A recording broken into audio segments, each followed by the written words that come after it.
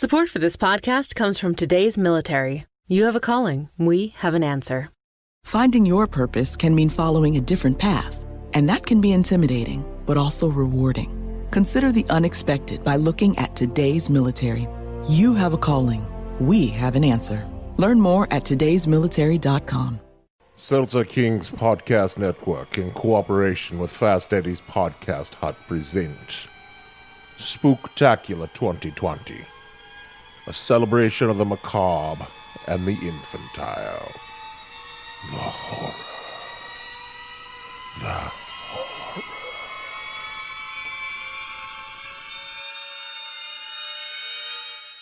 The following podcast contains... You used to be a kind, loving man, and now you're a foul-mouthed monster. Explicit language.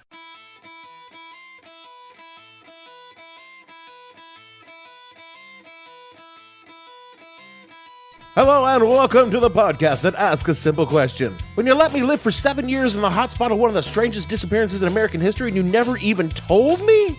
What the hell were you thinking?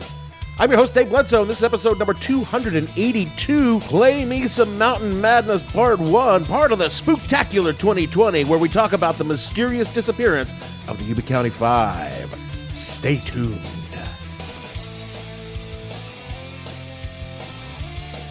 The What the Hell Were You Thinking podcast is brought to you by the Yuba City Tourism Board, who wants you to know there's slightly less meth than you think there is. California is full of natural wonders and exciting cities, and while driving to them, why not stop for gas or something to eat in beautiful Yuba City? From our scenic riverfront to the Walmart on the west side of town, Yuba City is full of things to see and do, like visit the Sutter County Museum and see some things from the gold rush that we were peripherally involved in. Or the beautiful Bokai Temple, which actually isn't in Yuba City, but's really close by. Dine in our restaurant district, conveniently near Highway 99 and Highway 20, going to more exciting places in California. We have an Applebee's and a Fuddruckers. Celebrate America by watching America's heroes from nearby Beale Air Force Base buy beer and head home to their off-base apartments. Truly, Yuba City is a sight to behold while you're on your way to somewhere much, much more interesting. Known for being quiet, quaint, and affordable, Yuba City is currently ranked number 7 out of 201 on the Milken Institute's best performing small cities. Has anything really changed in the last year or two? They cleaned it up. They've stopped the panhandling. They've controlled the, helping with the homeless situation that we had here, and then they brought in better businesses. Elizabeth Sultan grew up in Yuba City and moved back for a pretty good reason. Actually for a job. The city has seen its shares of ups and downs, even made one list they weren't too happy about. When I was in high school, we were voted number 329. So the worst place in the nation, right? The Ram McNally to live. So from coming from that to then in the top 10, that's amazing. It's very impressive. And growing. With sweet opportunities for more business owners, it'll be like a kid in a candy store. In Yuba City, Dana Griffin, KCRA 3 News. When I got shipped off to a year-long tour in Korea back in 1990, I was given a chance to tell the Air Force which bases I wanted to go to after my tour was over.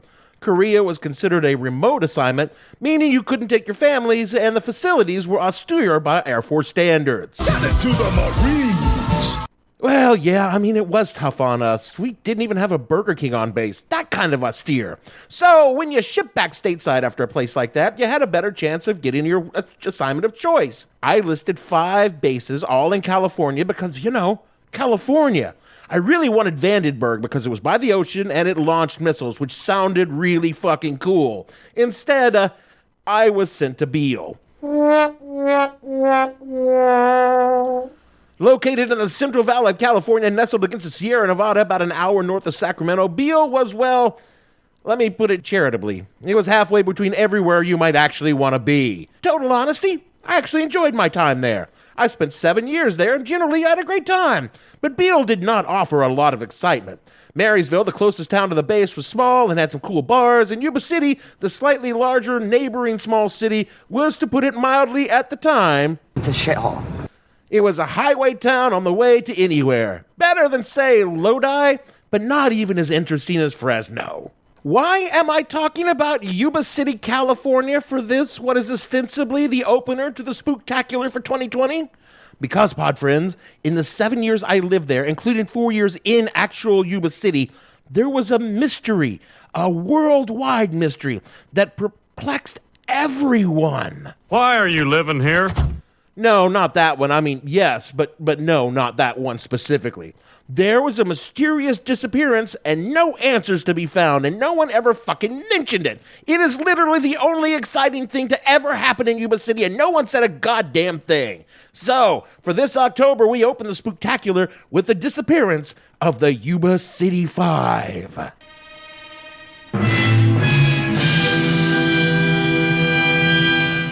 Now, I gotta talk to you for a minute about winter in Northern California. The Central Valley in winter is cool and wet, it rains a lot, but in 7 years living there, I never once saw a snowflake in the valley. But drive 30 minutes up the slopes into the hills, and you could be in a full-on blizzard. Everyone who lives there has a set of chains in their car if they even think of going uphill. In the valley, however, winters are cool, clammy, and gray. That was an exciting 40 seconds. The reason I say that is because this story begins in February 1978. 5 men left from Yuba City heading up to Chico, a college town about 40 miles away, for a basketball game. Like I said, a lot was happening in Yuba City, and I assume even less so in 1978. Each of the 5 men were mildly mentally disabled. Bill Sterling, 29, Jack Hewitt, 24, Ted Weir, 32, Jack Madruga, 30, finally, Gary Mathias, 25. And they would never return.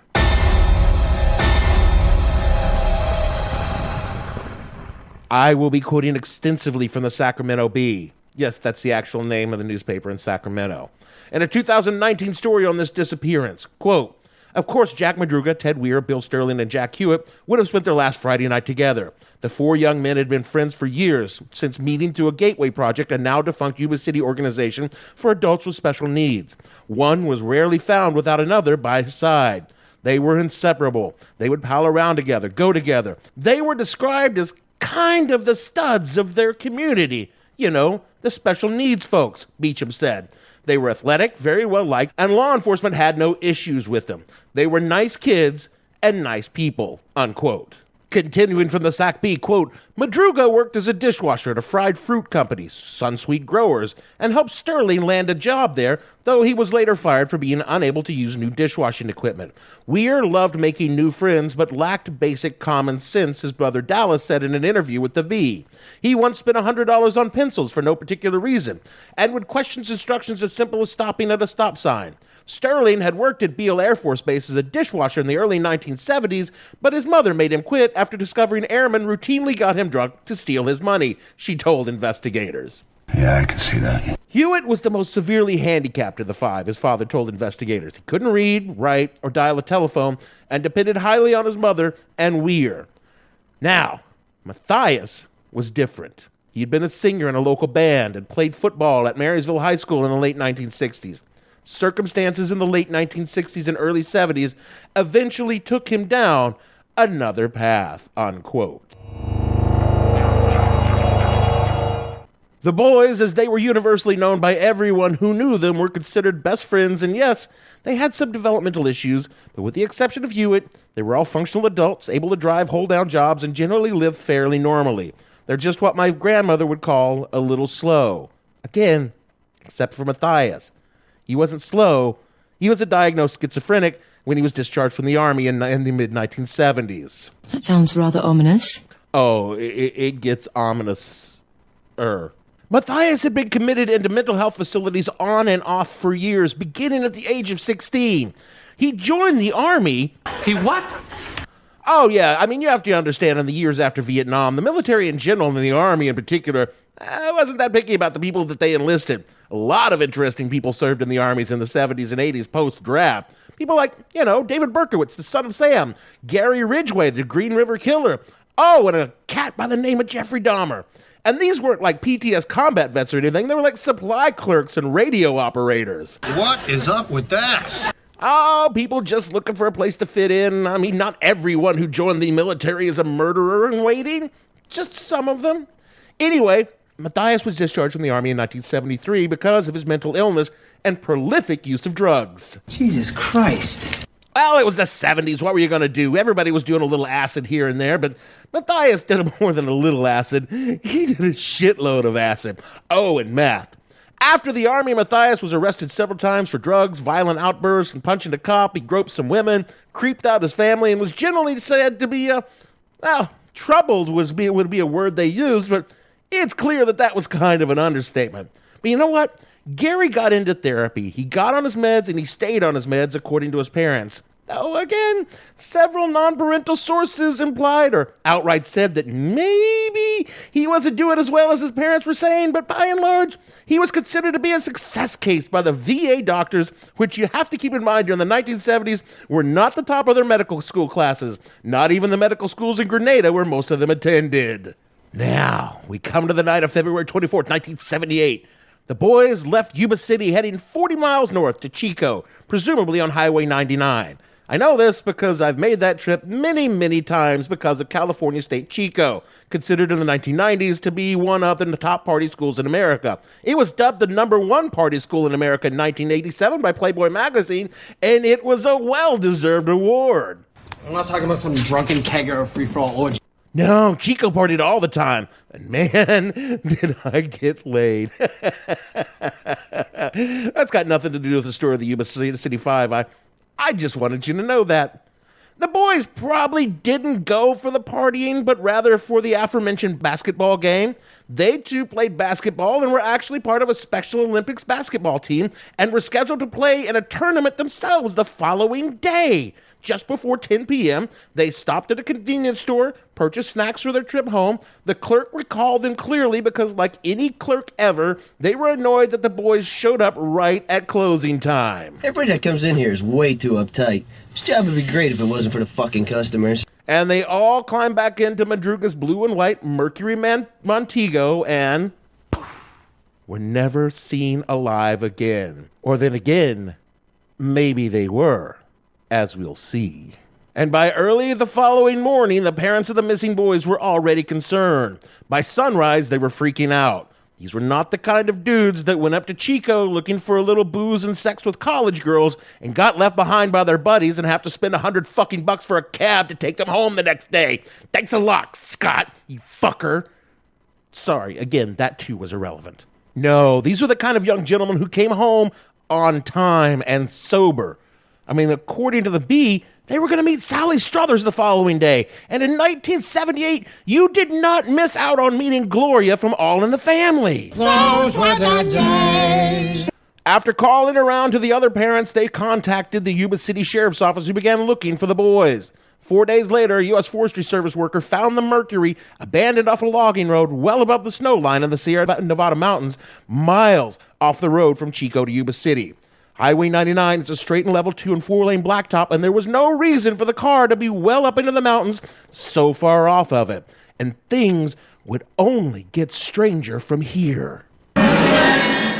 It was raining hard on the night of February 24th, the night the Five disappeared, and if it was raining hard in the valley, that meant it was a blizzard in the mountains. Everyone who spent more than one winter in Yuba City knew this. You did not head up into the hills in the middle of the night into a blizzard without a fucking good reason, and none of the Five had one. None of them were the outdoorsy type that didn't camp, and even if they did, they sure as hell weren't going to the backwoods in the teeth of the storm. Nor was Madruga familiar with the area, nor was anyone else, according to their families, and Madruga certainly wasn't familiar with the back roads of Plumas County. Yet when the car was found with a quarter tank of gas and in running condition, there weren't the kind of scrapes and damage one would normally find from a driver on rough roads in bad weather, unfamiliar with the terrain. Even the people who were searching for them, their vehicles had that kind of minor damage from traversing them in daylight. And this car was driven up in the middle of the night and what was probably whiteout conditions and didn't have a scratch. All right, this is just getting downright spooky. And it goes without saying, there was no sign of any of the five men who were supposed to be in the car. The remains of their snacks purchased in Chico were in the car, but the boys were not. But there were leads for investigators. Again, from the Bee, quote, investigators spent more than 3 months sifting through snow, chasing dozens of false leads. They consulted a psychic who told them she saw bodies in green canvas bags, the same color of bags used to retrieve the boys' bodies. A body witcher was brought in, and his magic rod I'm still quoting from the B at this point, I'd like to point that out, pointed them to an empty cabin, but no clues. A man who told investigators he had been in the woods scouting a campsite claimed to have seen 6 or 7 shadowy figures near the snow line the night the boys went missing, but he had suffered a heart attack at the time and admitted to having hallucinations, unquote. We gotta talk about this guy who told the investigators this. Joseph Sans. He told them that he thought he saw the missing men on the night they disappeared, and his story is fucking wild. According to Sans, his car had gotten snuck in the snow a few miles from where the boy's car was found abandoned. He said he experienced a mild heart attack while trying to dig his car out, so he waited in his car with a heater running because, what the fuck else was he going to do? No cell phones, remember? 6 hours into his long-ass night and in extreme pain from the said heart attack, he saw headlights from a red pickup truck in the snow behind him. A group of people gathered around the headlights, several men and a woman with a baby.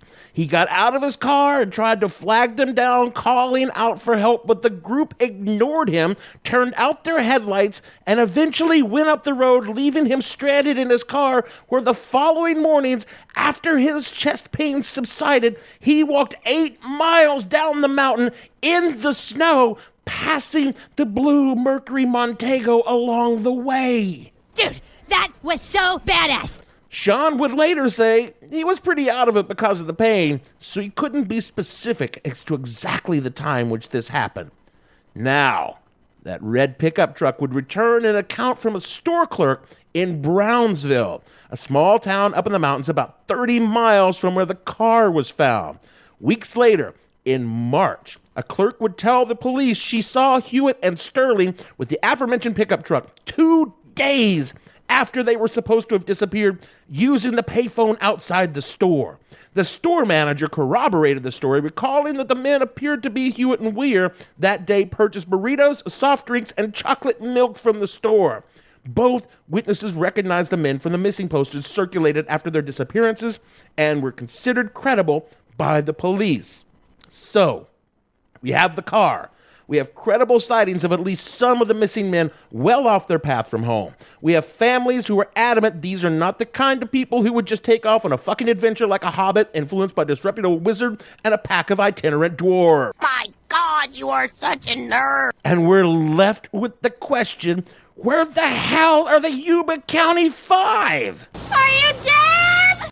Well, as a matter of fact, they were. More from the Sacramento Bee, quote, on June 4th, a small group of motorcyclists out for a Sunday ride came upon a foul-smelling U.S. Forest Service work site near the Daniel Zink campground about 3 miles southwest of Bucks Lake and 19 and a half miles from Madruga's abandoned Montego. Now a nondescript patch of forest, the site held a 60-foot trailer with a broken window someone had shattered to gain access.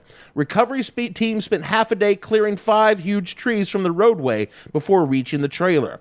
Among its noteworthy contents, empty cans of food, extra clothing, wood furniture, paperback books, and Ted Weir's body. Weir was found under 8 layers of sheets on a bed inside the trailer, dead from apparent blood poisoning and gangrene, and as well as 5 toes lost to frostbite. Forensic analysis of his beard growth indicated he survived 4 to 6 weeks after going missing, during which time he shed 80 to 100 pounds from his 5'11", 200-pound frame. But then it got really weird. The Forest Service trailer where Weir's body was found was full of food. Well, a shed next to it was, anyway. There were things to start a fire, and hell, there was a propane tank that could heat the trailer if someone had just turned it on, which they had not. Someone, however, had eaten some of the military rations stored on the site, opened them up with a P-38 can opener, a military can opener, which Madruga and Matthias, both veterans, would have been intimately familiar with. But the other boys probably would not have known how to use. They are a little tricky. There was more than enough food on site for the 5 men to survive on for over a year. And Matthias's sneakers were found at the trailers, but Weir's leather shoes, better for snow tromping, were missing, and Weir had been carefully wrapped in sheets almost like it was a burial shroud. Continuing from the story in the Bee, Madruga and Sterling were found 2 days later and 8 miles closer to the car on opposite sides of a mountain road leading to the trailer. There was nothing left of Sterling but bones scattered across the forest floor. Madruga's body had been picked apart by animals and dragged to a nearby stream, car keys still in his pants pocket. The Yuba County coroner identified Madruga's cause of death as hypothermia and exposure, but couldn't determine what had happened to Sterling, unquote. Finally, Hewitt's body was discovered by his father, who begged investigators to let him help search, knowing full well he might be the one to find his son's body, which he did, sort of, finding his son's spine wrapped in his shirt. Dude, gross! I know. His skull and teeth were found a short ways away, leaving only Gary Mathias unaccounted for. So where is he? Well, the Sacramento Bee leaves this portion of the story with this, quote, all that was left to do was to find Mathias' body. But after 2 weeks and with little progress made, investigators called off the search on June 19, 1978, leaving his emotionally battered family without the closure they craved, unquote. So, to explain, no, there's too much. Let me sum up. We have 5 guys, all healthy, able-bodied, maybe not the sort of fellows who excelled at solving the logic problems on the SAT, but certainly not incapable of making rational decisions. They disappear on a straight shot drive, and their car is found miles away in a deep forest on a logging road that no one in the car had reason to know about. The car they were in, and possibly the boys themselves, were spotted by a witness on the night of their presumed disappearance in the company of a woman with the baby and perhaps other men. Some reports had the mysterious woman with the baby in a red dress, which has no evidentiary value, but it is kind of a spooky detail. This group of people ignores his cries for help when he tries to flag them down. And then later, perhaps 2 or 3 of the missing men were seen 2 days after their presumed disappearance buying burritos at a store some 30 miles from where the car was found. And then months later, 4 of the 5 are found dead in a remote trailer and in remote woods with enough food and supplies to last them a year. The 5th man, Mathias, with a violent history and diagnosed schizophrenia, was nowhere to be found and is considered missing and maybe dead. So what the fuck happened to these dudes? I thought you were supposed to tell us. And that's exactly what I plan on doing in part 2 of Play Me Some Mountain Madness, the Yuba City 5 Part 2. Same pod time, same pod channel as the 2020 Spooktacular continues. That is it for the show this week. Well, you thought I was just going to wrap up this bad boy in one show? I haven't even finished reading the other article yet. I mean, I haven't even dug into the conspiracy theories.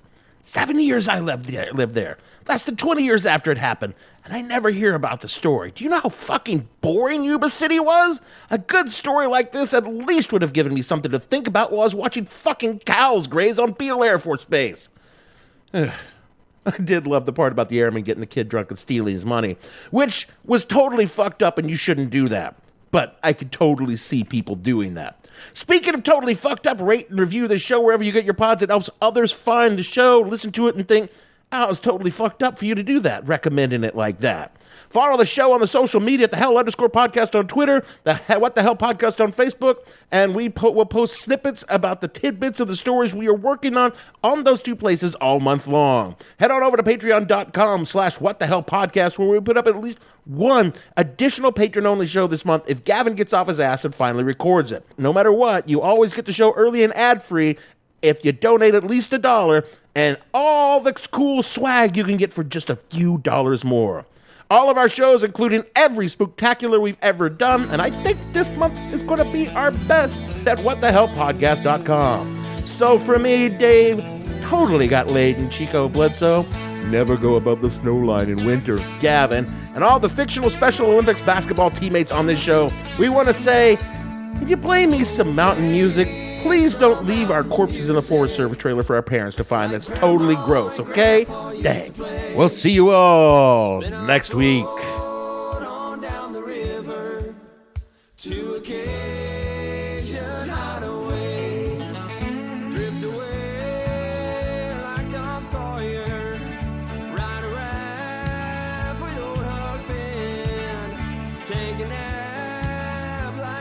What the Hell Were You Thinking stars Dave Bledsoe and features Gavin St. James and several fictional minions. The show is produced by Kimberly Steele and a part of the Seltzer Kings podcast network. You can find more information on the show on their website, whatthehellpodcast.com, or on Twitter at @thehell_podcast, or on Facebook as What the Hell Podcast. Thanks for listening. I have no ending for this, so I take a small bow.